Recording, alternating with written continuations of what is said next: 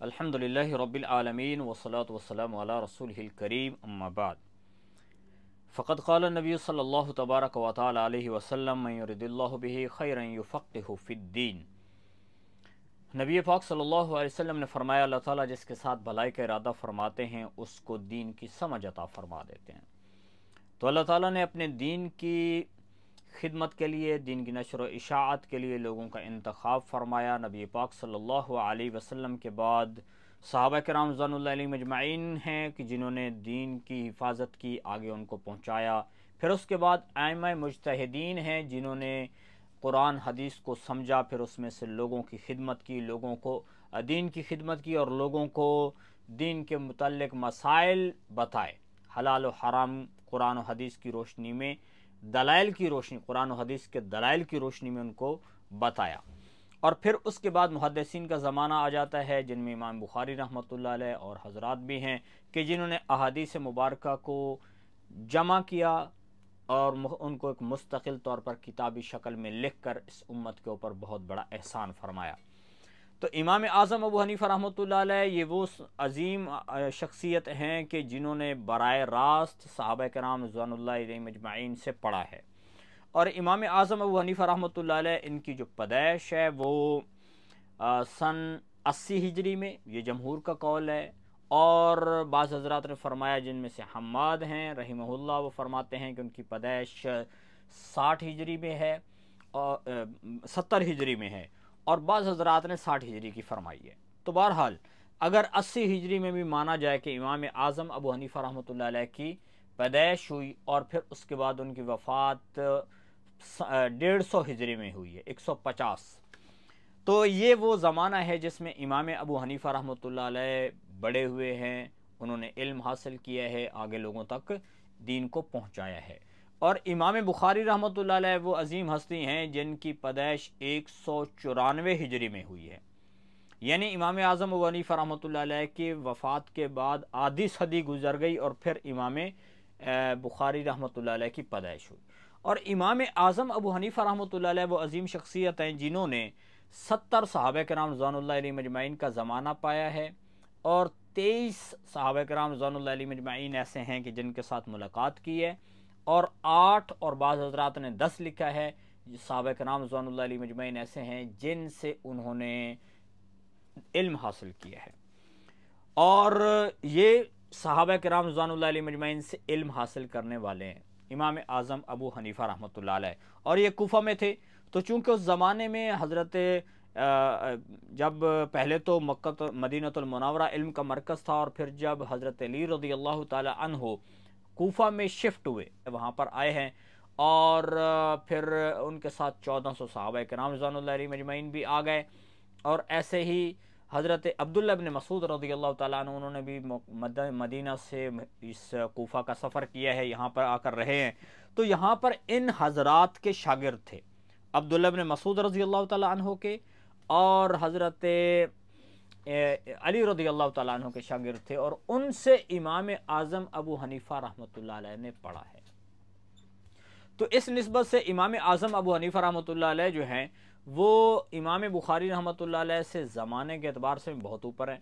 इल्म के अतबार से भी उनके पास अल्लाह की ज़ात ने उनको इल्म भी ज़्यादा दिया था, क्योंकि इमाम आज़म अबू हनीफ़ा रहमतुल्लाह अलैह मुज्तहिद हैं। और मुज्तहिद एक शख्स तब बनता है जब उसके पास कुरान के बारे में और अहादीस मुबारका के बारे में उसके पास इल्म हो। जब उसके पास ये इल्म होगा तो फिर जाकर वो एक मुज्तहिद बनता है कि कुरान और हदीस के दलाइल को लेकर उनमें से क्या क्या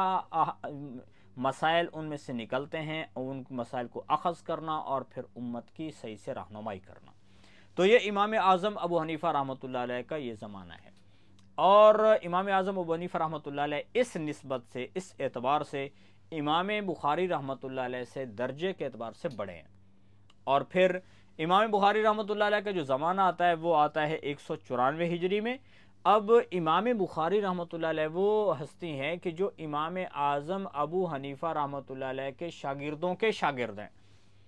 इमाम आज़म अबू हनीफ़ा रहमतुल्लाह अलैह के जो मशहूर शागिर्द हैं वो इमाम मुहम्मद रहमतुल्लाह अलैह हैं, और फिर इमाम मुहम्मद रहमतुल्लाह अलैह के शागिर्द इमाम शाफ़ी हैं रहमतुल्लाह अलैह, اور امام شافعی رحمۃ اللہ علیہ کے جو شاگرد ہیں وہ احمد بن حنبل رحمۃ اللہ علیہ ہیں، اور امام احمد بن حنبل رحمۃ اللہ علیہ سے جا کر امام بخاری رحمۃ اللہ علیہ نے پڑھا ہے، وہ ان کے شاگرد ہیں۔ تو اس طرح سے اگر ہم دیکھتے ہیں تو امام بخاری رحمۃ اللہ علیہ ان کے امام اعظم ابو حنیفہ رحمۃ اللہ علیہ کے شاگردوں کے شاگرد ہیں۔ تو اس لیے بعض لوگ جو ابھی مذہبی اسکالر ہیں، وہ اپنے آپ کو اسلامک اسکالر کہتے ہیں، وہ یوٹیوب پہ بیٹھ کے بڑکے مار رہے ہیں، ان کے پاس اتنا علم بھی نہیں ہے، اور حقیقت یہ ہے کہ وہ عربی سے بھی ناواقف ہیں۔ صحیح سے اگر ان سے عربی کی عبارت سنی جائے تو بھی ان کو پتہ نہیں ہوگا، اس کے باوجود وہ بیٹھ کر امام اعظم ابو حنیفہ رحمۃ اللہ علیہ کے خلاف باتیں کر رہے ہوتے ہیں۔ اور خاص طور پر جو مسئلہ رفع یدین کا ہے، اس کو لے کر وہ امام اعظم ابو حنیفہ رحمۃ اللہ علیہ نے جو نماز صحابہ سے سیکھی، اور صحابہ نے اللہ کے نبی سے سیکھی ہے، اور صحابہ سے سیکھی ہے اور اس کو بتایا، تو اس کا نام انہوں نے رکھ دیا جی یہ تو نماز حنفی ہے، تو یعنی محمدی نماز تمہاری نہیں ہے۔ یہ وہ یعنی امت کو یہ بتانا چاہ رہے ہیں کہ جس کے یعنی مطلب یہ ہے کہ وہ لوگوں کے درمیان لوگوں کو شکوک و شبہات میں ڈال رہے ہیں، اور لوگوں کو ائمہ کرام رحمہم اللہ کی جو بتایا ہوا یعنی فقہ ہے اس سے ہٹا کے لوگوں کو اور طرف لے کے جانا چاہ رہے ہیں، تو لوگوں کو ان سے بدظن کر رہے ہیں کہ بڑوں سے یہ لوگ کٹ جائیں۔ تو امام اعظم ابو حنیفہ رحمۃ اللہ علیہ وہ عظیم شخصیت ہیں کہ جنہوں نے صحابہ سے سیکھا ہے، تو لازمی بات ہے انہوں نے صحابہ سے نماز بھی سیکھی ہے، صحابہ کو نماز پڑھتے ہوئے دیکھا ہے، انہی کے پیچھے نماز پڑھی ہے، تو انہوں نے بتایا کہ بھائی نماز میں نے صحابہ سے ایسے دیکھی، اور صحابہ نے کہا کہ ہم نے اللہ کے نبی کو ایسے نماز پڑھتے ہوئے دیکھا، تو پھر آگے اس کو پڑھ رہے ہیں۔ اور جو لوگ یعنی اب امام بخاری رحمۃ اللہ علیہ چونکہ وہ امام شافعی رحمۃ اللہ علیہ کے مقلد ہیں، اور اس اعتبار سے احادیث مبارکہ جو رفع یدین سے متعلق ہیں، اب وہ رفع یدین کیے جا رہے ہیں۔ تو آج کے لوگ چند ایک ایسے لوگ ہیں جو بے وقوفی کرتے ہیں کہ جو عوام کے اندر یہ ایک شوشہ چھوڑ رہے ہیں کہ تمہاری نماز تو وہ یعنی محمد رسول اللہ صلی اللہ علیہ وسلم نے جو نماز سکھائی تھی وہ نماز تمہاری ہے ہی نہیں۔ لیکن اگر ان سے پوچھا جائے کہ تم فتویٰ دو کہ ان کی نماز نہیں ہوتی، تو یہ فتویٰ بھی نہیں دیں گے کہ ان کے پاس یہ علم ہی نہیں ہے۔ تو اس اعتبار سے جو اللہ کے نبی صلی اللہ علیہ وسلم کی نماز عبداللہ بن مسعود، حضرت علی رضی اللہ تعالی عنہ، ان حضرات کے ذریعے سے انہوں نے اپنے صحابہ کو اپنے شاگردوں کو سکھائی، اور امام اعظم ابو حنیفہ رحمۃ اللہ علیہ نے ان سے سیکھا ہے، انہوں نے آگے امت کو بتایا ہے۔ اور ایسے ہی امام بخاری رحمۃ اللہ علیہ وہ بھی ہمارے لیے قابل قدر ہیں، لیکن جن لوگوں کو صرف بخاری شریف کا حوالہ دے کے ان کو بڑے لوگ جو ائمہ مجتہدین ہیں ان سے بدظن کیا جا رہا ہے، یہ لوگ خائن ہیں، خیانت کرنے والے لوگ ہیں، ان کو اللہ سے ڈرنا چاہیے اور ان کو اس قسم کی باتیں کرنے سے پرہیز کرنا چاہیے۔ حضرت امام اعظم ابو حنیفہ رحمۃ اللہ علیہ کے جو استاد ہیں ان میں ایک بہت مشہور نام ہے حضرت انس بن مالک رضی اللہ تعالی عنہ، اور ایسے ہی امام اعظم ابو حنیفہ رحمۃ اللہ علیہ کے استاد ہیں جو وہ صحابی ہیں کہ جو دنیا میں سب سے آخر میں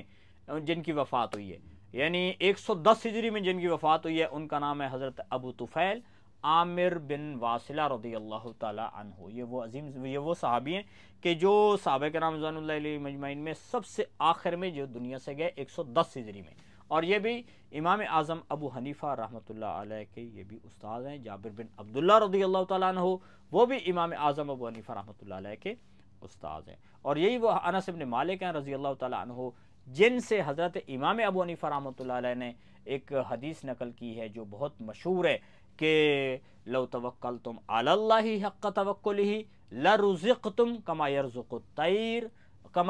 الطیر تغدو خماسا وتروح بطانا۔ یہ مشہور حدیث ہے۔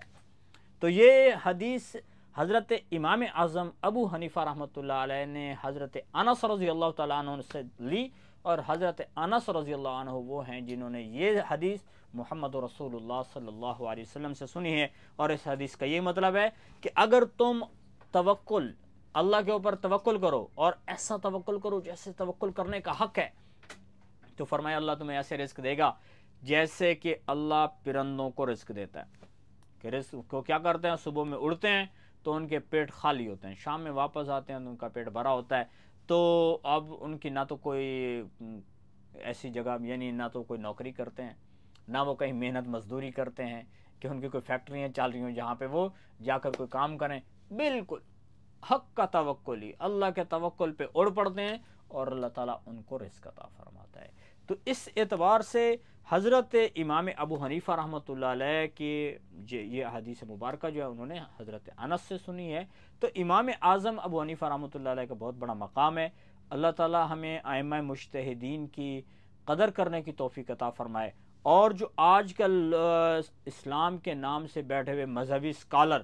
جو عوام کے اندر فتنہ پھیلا رہے ہیں، اللہ تعالیٰ ہماری ان سے حفاظت فرمائے، اور ایسے لوگوں کو اللہ تعالیٰ صحیح عقل عطا فرمائے۔